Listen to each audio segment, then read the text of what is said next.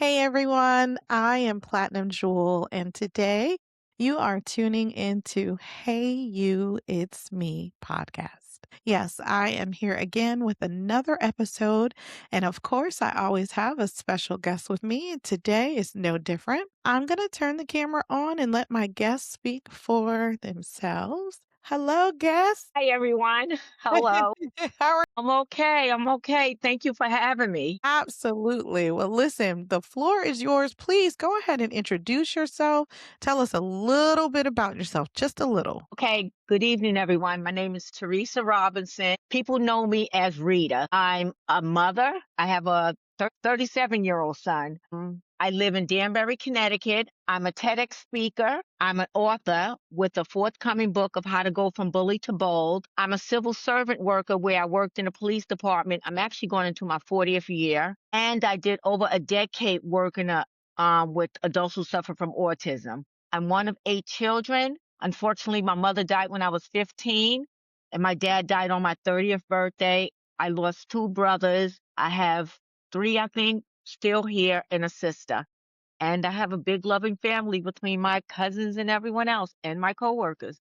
Thank Oh, you. absolutely. That's beautiful. Well, listen, I'll call you Rita. That's okay. Yes, yes, Rita decided, we are complete strangers, so I'm yeah. really happy to have you on today. I put Thank you. something on social media and you came for it and I was super excited. I know that you have accepted the challenge to write Yes, your letter and yes. you're going to go ahead and present it to us today, correct? Okay, right now or towards the end? Nope, you can do it right now. And what I'm going to do.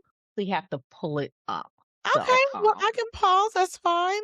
We'll make sure you go ahead and pull it up. but meanwhile, I just want to thank you for opening up this, for giving the people opportunity to tell their stories, to talk about themselves. And it's actually therapeutic. I would agree. I haven't finished mine and my audience knows I am going to be writing my own letter. My letter will probably be my last episode of the season. So I'm going to say I'm going to save myself for last. But I'm getting encouragement from everyone else right now who's been submitting their letters. Some even have submitted anonymously. And we'll be having an episode where we will read some anonymous letters. Even that aspect, we encourage everyone to take this challenge of writing to their inner child. No. I, So, what we'll do right now, Miss Rita, since you have your letter pulled up, mhm, I'm going to go ahead, turn my camera off, mute myself, and I'm okay, going to give you the floor to go ahead and read your letter to your inner child. okay. Letter to my younger self. Dear little me, I see you. I see you there with your thick glasses, trying not to be noticed, hoping today won't be another day of laughter at your expense. I see the way you lower your head, the way you pretend the words don't hurt, the way you tell yourself to just make it through the day. They call you names. They made jokes. They made you feel older than your years and smaller than your worth. And some days you believe them. But let me tell you something. You didn't know then you were never weak. You were surviving. Even in those early years, you carried more than most children should. You learned how to be quiet when your heart was loud. You learned how to smile when you wanted to cry. You learned how to exist in spaces that didn't make room for you. What looked like shyness was actually strength forming. What felt like invisibility was preparation. I want you to know this too. Your parents did the best they could. You didn't wear handmade clothes. You didn't go without basics. There was pride in your home, even when money was tight. There was love, even when life was heavy. You didn't always recognize it back then, but stability mattered, and it mattered that someone cared enough to make sure you were okay. Still, love didn't protect you from loss. Losing your parents changed everything. It cracked your world open in ways you weren't prepared for. Grief became something you carried quietly, something you learned to live around instead of through. You didn't get the time or space to fully fall apart. Life kept moving, and you had no choice but to move with it. You became strong out of necessity, not choice. And then one day you became a mother. Little me, motherhood didn't just change your life, It revealed you. Suddenly, it wasn't just about surviving for yourself, it was about showing up for someone else. Even when you were still hurting, you became a single mother carrying grief, responsibility, and dreams all at once. You showed up tired. You showed up scared. You showed up anyway. There were nights you questioned yourself, days you wondered if you were enough, moments when you felt like you were doing everything alone because you were. But what you didn't see then was how powerful that was. You were building a life while healing your own wounds. You were breaking cycles without a roadmap. You were loving deeply while learning who you were. That's not weakness, that is courage. There were times the old voices tried to return, the teasing, the doubt, the feeling of not belonging. But each time you kept going, you worked, you endured, you grew. You learned that being strong didn't mean being silent anymore. It meant finding your voice. And one day you did something you never imagined. You stood on a TEDx stage and spoke the truth you once swallowed. You told the world what bullying caused, not just in childhood, but across life. You told your story, not as a victim, but as a woman who turned pain into purpose. You wrote a book rooted in everything you survived so others wouldn't feel alone in their own pain. You didn't just rise, you reached back. If I could sit across from you now, I would take your hand and tell you this. The names they called you were lies. The silence you learned was temporary. The pain you endured did not break you, it shaped you. You didn't lose your parents to vain. Their strength lives in you. You didn't struggle as a single mother for nothing. Your child witnessed resilience firsthand. You didn't survive bullying just to survive.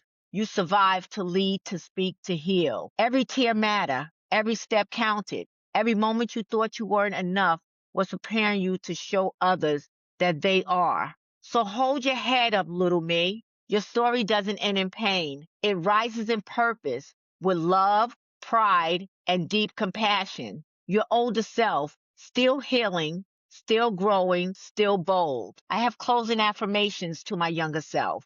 You were never the names they called you. You were never the silence you learned to survive.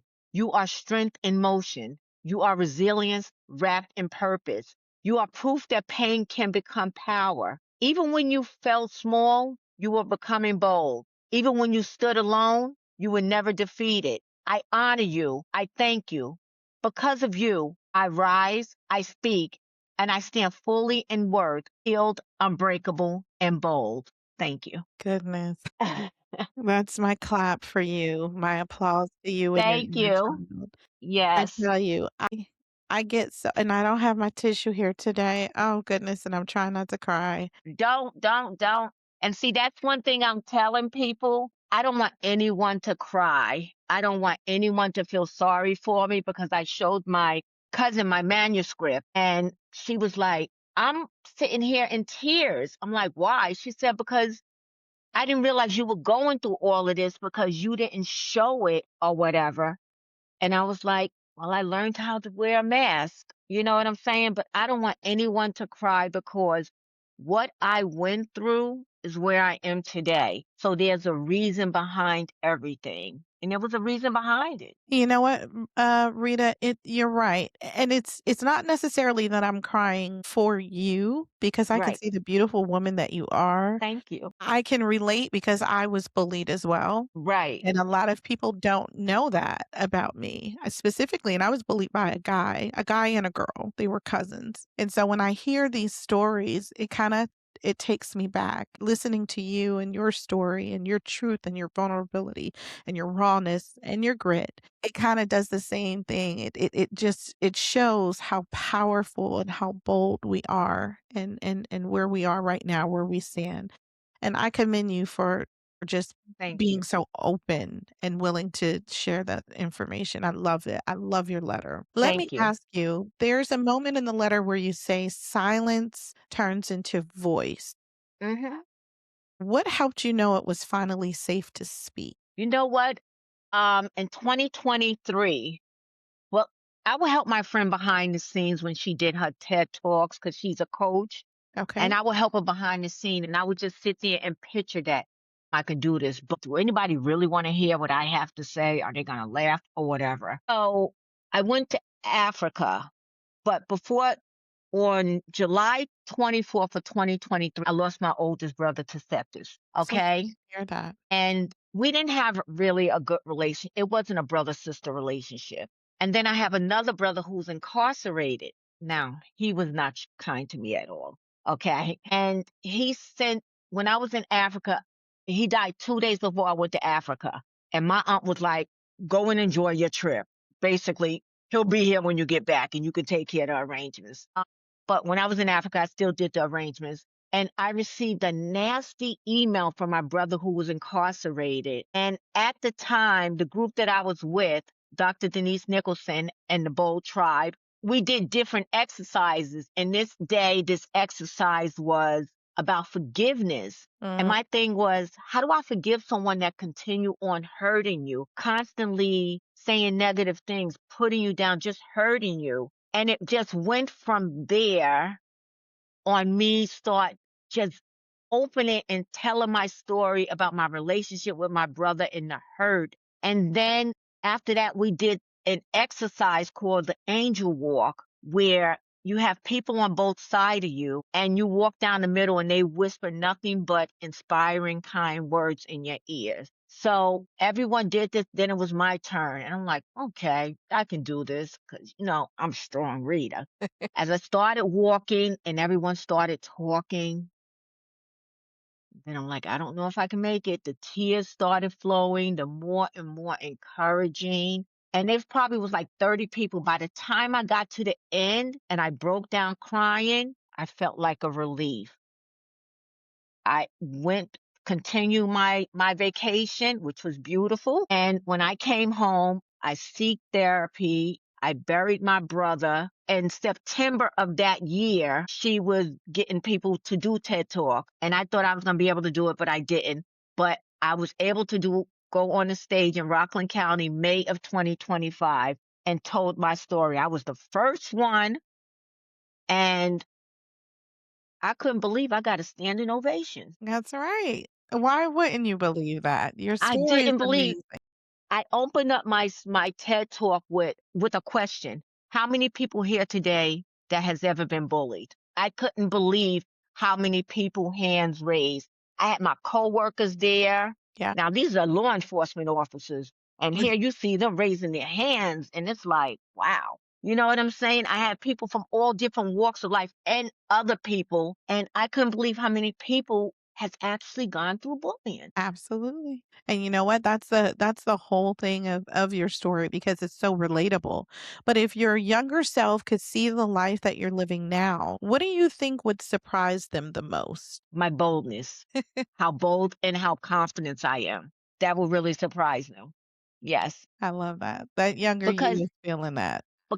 I'm wearing my glasses more, okay, especially like on video.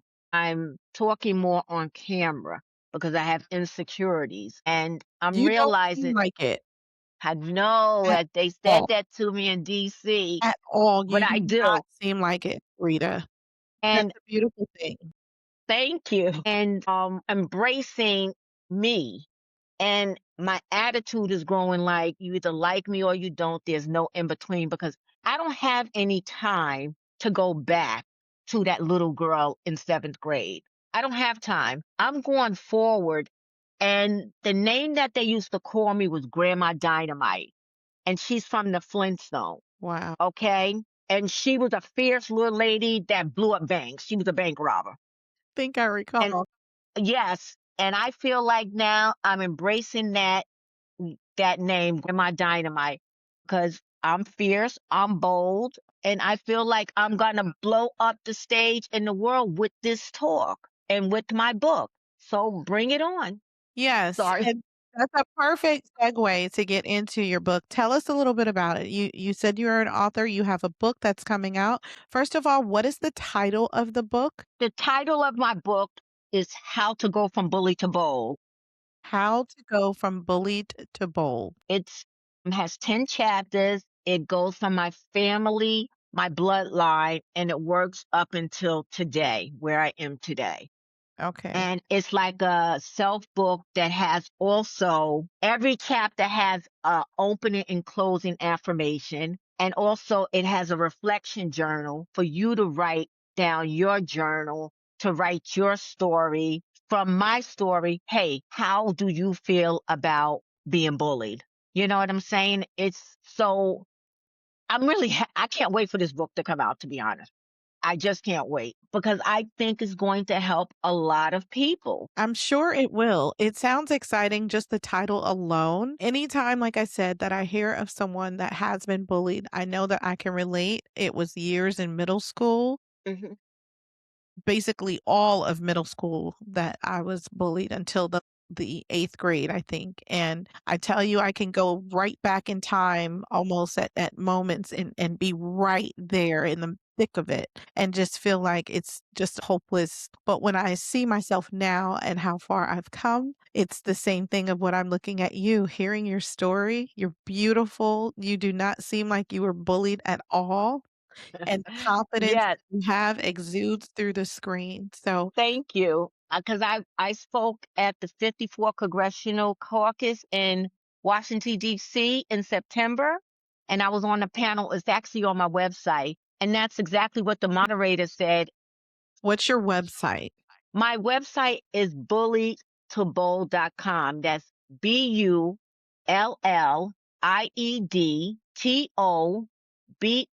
BULLIEDTOBOLD.com. Okay. And it has my Facebook, my YouTube, my Instagram, TED Talk, LinkedIn, all of that is on there. And it shows when I spoke to the Greenberg Summer Program. A little girl, I spoke on Zoom with this young lady at one of her mindset summit in October, and her daughter was really impressed with it, and she sent me the video. And it has my congressional hearing when I was in DC.